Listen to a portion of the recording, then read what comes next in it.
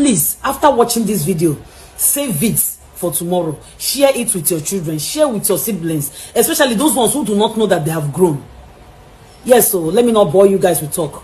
Listen to the video, and we'll talk about it later. See you. I heard the story of a 40-something-year-old man who collapsed in his work site. His blood pressure had risen and he died.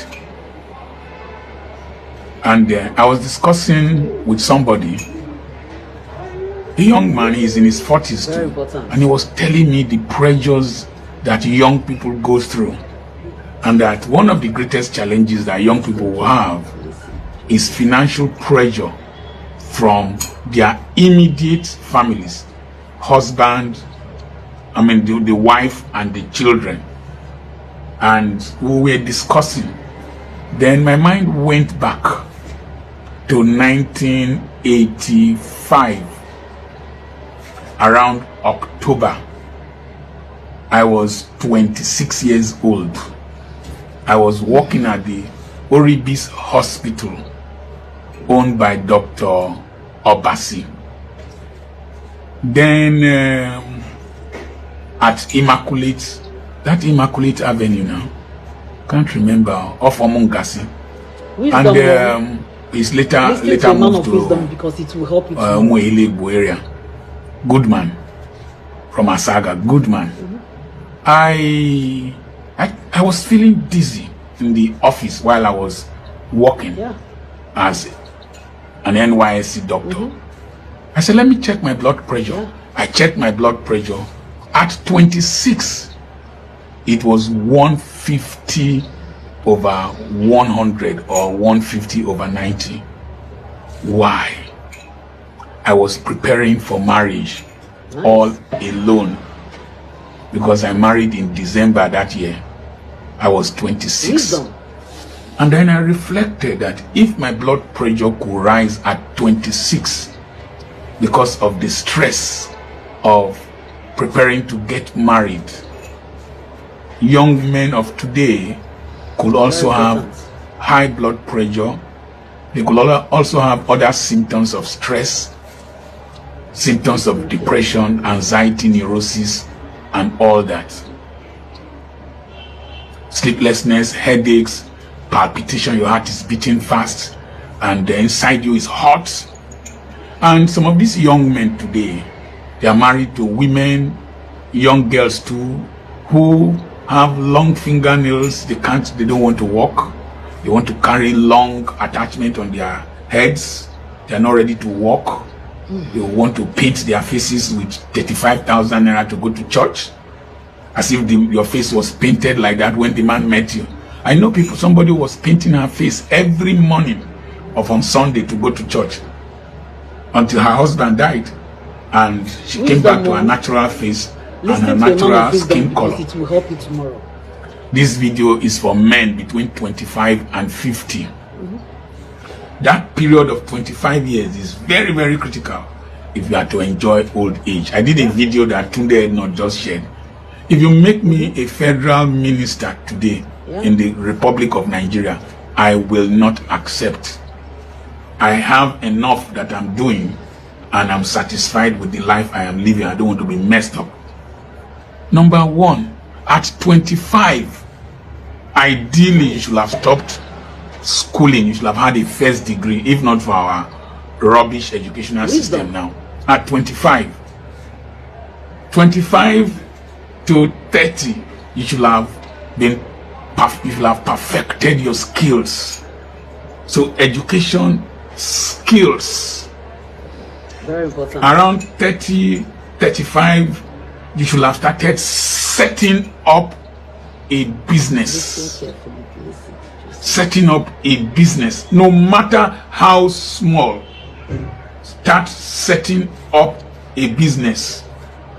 I had education, I had skills, and I started work at 26, running a 40-bed hospital.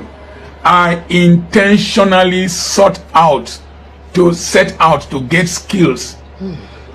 Young men, be intentional in this generation. Be intentional. I see young people I'm younger than at the age of 50 that are confused. Please, I'm a pastor. Please, I love God.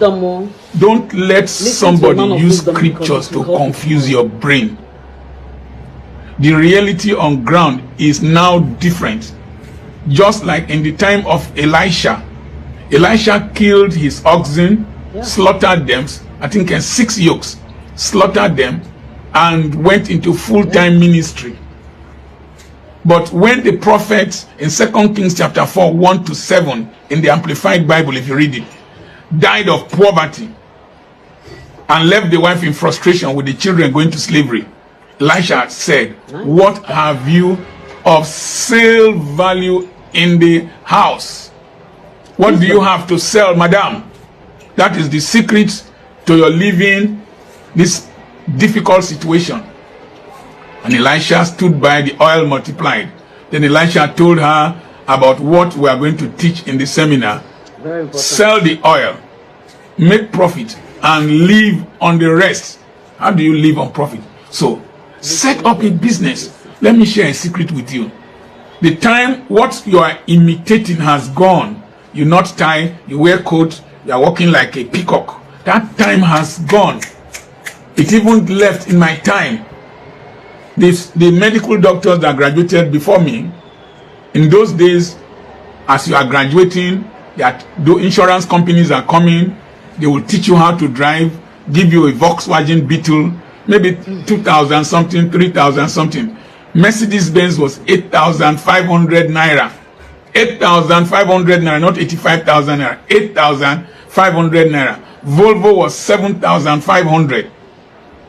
I could buy a Peugeot 504 second hand. Listen to a man of wisdom. Immediately after youth service, and I was earning 200 naira a month. But I did some other things. So, in this dispensation, that time is gone.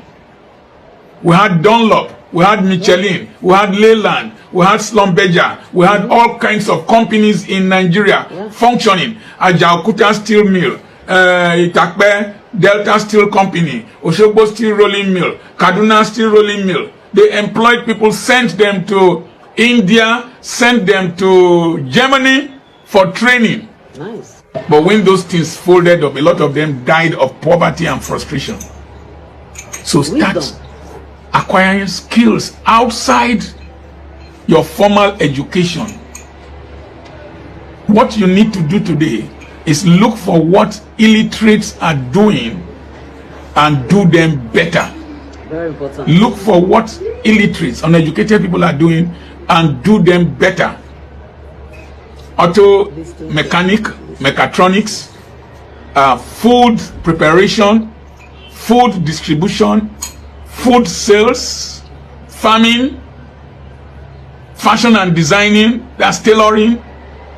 Anything that people who were not very educated before were doing, do that. And have a steady income. It is the steady income that prevents you from becoming frustrated. Steady income. Bend down.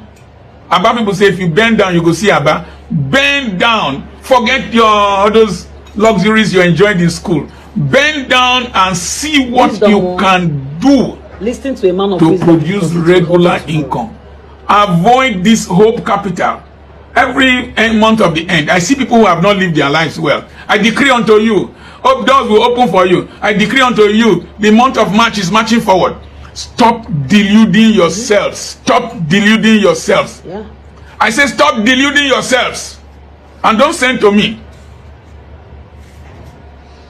When I talked about people just acting as prophets and quoting scriptures and praying anyhow, church people get angry. There are passages, any scripture that has not produced result in your life has no meaning in your life. You are just a noisemaker and an echo. When I read what have you of sale value, 2 Kings chapter 4, from verse 1 to 7 in the Amplified Bible, I started selling.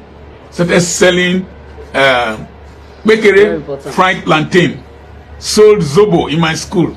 sold exercise books, sold, I sell, and the more products I had for sale, the more money that came. There was a month I sold plantain suckers of, I think, 1.25 million. Plantain suckers and banana suckers. So, what have you? Forget this. The yesterday is gone. The era of nothing time staying in air conditioning in other people's offices is gone unless you're in IT.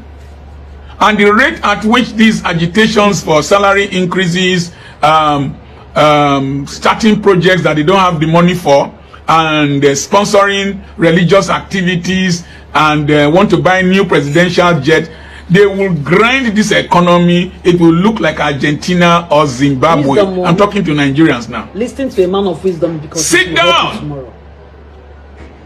Step down from your high tower. Look for something. The man that made this dress is a graduate. The one that imported is a graduate. Yeah. Is married to a graduate. So step down. If you see him in the market, in Aba, he's carrying his bills with the truck. He's walking with them with singlet and t-shirt, and boxers, trunk. Sit down. That era has gone. Face reality. Number 2, reduce your appetite. Wisdom. Appetite for the following F's: females, food, fashion, fantasy, flashy cars, and fermented drink. 6F. If you don't reduce them, you can't get the 7th F, finances, and the 8th F, your future.